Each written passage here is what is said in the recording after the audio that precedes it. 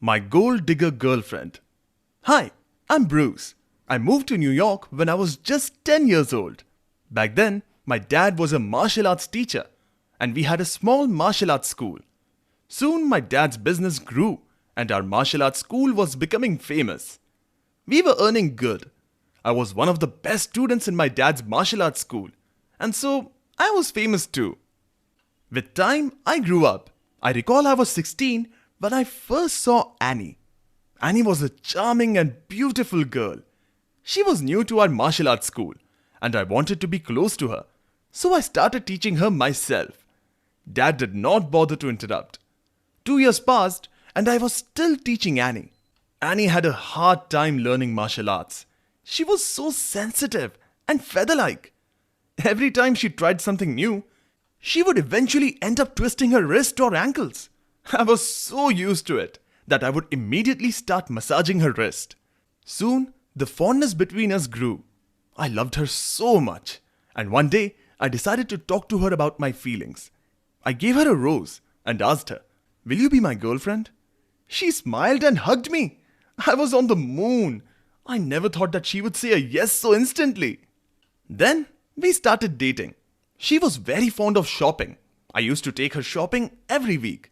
And to cover the expenses, I used to take some private martial arts coaching every week. Everything was running smooth. I was thinking that she was the one and only for me. I considered all her demands my duty to fulfill. Love is blind, you know. Once she asked me for an iPhone, and I promised her that I will buy her one next month. And for the whole month, I just took private martial arts coaching after college to collect the money. I was tired, but did not stop. After a month of rigorous work, I was finally able to buy her a new iPhone. When I gave it to Annie, she was so happy. She kissed me. And then, even my happiness had no bounds. Every time I gave her something expensive, she would be happy for a few days. Until she had some new demands. This was a vicious cycle which I didn't realize then. For me, it was just love. And I loved her unconditionally. One day, a close friend of mine told me that he saw Annie with a rich dude in a club. Annie never told me that she went to any club. So, I went to meet her and asked her about the club. She denied visiting any club with a rich guy. She was like, "Don't doubt me. I love you." I was so convinced with her soft voice that I never asked her about it again. Few months passed, and I myself saw Annie with a rich dude in a restaurant. I wanted to confront her there and then, but I suppressed my anger and waited till night. I met Annie and immediately asked her, "What were you doing in the restaurant with the rich guy?" She smiled and said that her father had asked her to meet the boy for marriage. She was only meeting him for his sake, and she only wanted to be with me. Annie again hugged me and cried on my shoulders. That day, I felt like it was my bad that I was doubting Annie over petty things. So that day, I decided that I would not doubt Annie for anything. Because it has been 5 years since we are dating. A month later, Annie and I were hanging out near a mall when all of a sudden, a Ferrari stopped near us and a rich and handsome guy walked out of the car. The guy hugged and kissed Annie. I was stunned. Annie walked towards me and said, "Bruce, he's better than you and he loves me more." Then they sat in the car and left. I was left alone there, shattered. I spent 5 years of my life fulfilling Annie's demands, and I did so much of hard work. And in a moment, she left me for that rich guy. I was not able to gulp the truth. I cried on the street. I loved her so much that she did this to me. I went back home crying. Dad knew something was wrong, but he didn't question me. I hugged him and cried for a while. He patted my back and then he said, "Whatever happened is gone. But there's still time to make things better, my son. I love you." This was the very first time my dad ever said that he loved me. I sobbed like a baby. It took me a few days to overcome. I began practicing with my dad, and then I realized that my dad had a dream. A dream to make his martial arts school biggest in New York. But he was turning old. I decided that I would help him. And then I joined him in schoolwork. I began training students. And with my help, my dad was able to expand. He was able to get a bigger place for school. He was happy. And I was happy too. 2 years later, Dad and I fulfilled his dream. Now we own the biggest martial arts school in New York. And our photos appeared in the news. And today, Annie came to meet me. She said she was sorry for leaving me, and she still loved me. I still had feelings and a soft side for her, but I knew what she was. I politely said to her, I no longer need a gold digger. Her face turned red with fury, and she stomped her feet and left. I was at peace, and thank God that Annie dumped me that day, or else I would still be stuck in the vicious cycle of Annie's demands. Few years back, I thought all I wanted in life was Annie. But now, I know that the only thing that I don't want in life is a gold digger like Annie. I learned that I am gay. Let me tell you something about my past. I'm Robin. My mom raised me as a single parent. She was a waitress at a renowned hotel. She could afford both our livings, but she never had time for me. All my childhood, I lived alone. Until Hank came to live in the neighborhood. I must be around 12 to 13 years old then. Hank was a 25-year-old handsome man. He was a musician, so he was always free. We used to play video games together. I loved spending time with Hank. But time flew by. Hank too left the city. Now I was back alone. I had reached high school somehow. High school life was something different. New friends, new experiences and courage. Life full of energy. Few months passed by and all my friends had girlfriends. They began calling me a loser. They thought that I was afraid of asking a girl out. So, just to prove myself, I walked to a very beautiful girl, Katie. Katie had blue eyes, curly hair, and everything that a guy would die for. I stood before her and asked, Hey Katie, I was thinking if we can have dinner tonight. And she smiled and nodded yes. Everyone around us were hooting and cheering. This was something new for me, because for the first time I had asked a girl out. Katie and I had a dinner in a Chinese restaurant. We chatted and giggled. Katie was a very talkative girl. I liked her, but not as she liked me. She often brushed my hands, patted my shoulder, and she also tried to kiss me. But I could not understand why I was not liking it. Katie was pretty, but nothing about her excited me. But why? Next day, rumors spread in college that I was a loser and that I was afraid to kiss. How did everyone know this? I decided to confront Katie, and I saw her with my friend Jake. After seeing me, they both were laughing. Katie walked to me and laughed. She said that everything about yesterday was just for a bet with Jake. Jake was certain that I won't kiss, and Katie was certain that she could seduce me. But Katie lost, and Jake won. I asked Jake, what was all that? He said, a mirror. Go find yourself. And he left too. This was weird. What was Jake talking about? Few days passed and I met Jake again. This time he was alone in the lobby. I asked him, who do you think I am? And he said, you're not the one you're pretending to be. Again, a weird answer. He patted my back and said, sit back and relax. Don't force yourself. Ask yourself, who do you like? You will get all your answers. I went home, quizzical.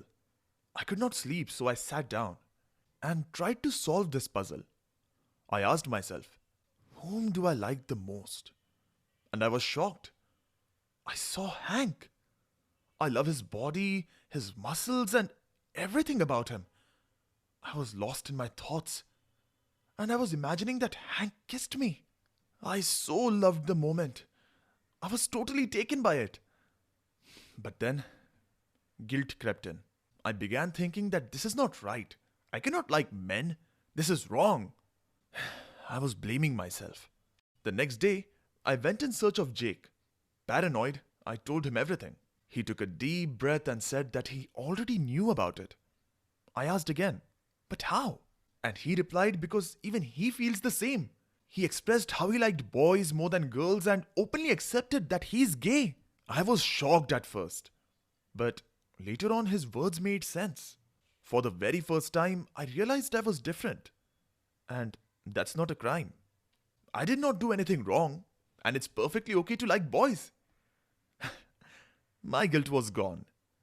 Jake and I started hanging around, and soon we started dating.